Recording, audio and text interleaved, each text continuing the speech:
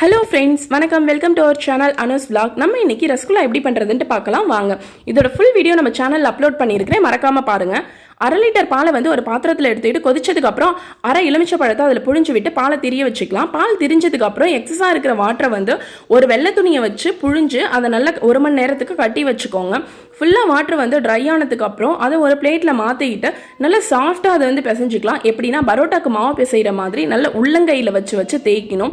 அப்போ தான் இது வந்து நல்லா சாஃப்டாக மாறும். சாஃப்டாக மாறினதுக்கப்புறம் குட்டி குட்டி பேடாவாக போட்டு உருட்டி வச்சுக்கலாம். சக்கரை பாகுக்கு 1/2 லிட்டர் தண்ணியும் 1/4 கிலோ சுகரும் எடுத்துக்கலாம். பாகு நல்லா கொதி வந்ததுக்கப்புறம் குட்டி குட்டி பால்ஸை அதுக்குள்ளே போட்டு நல்லா 15 நிமிஷத்துக்கு வேக வச்சுக்கலாம். அவ்வளோதாங்க, சாஃப்டான ஸ்பாஞ்சியான ரசகுல்லா வீட்லேயே ரெடி ஆயிடுச்சு.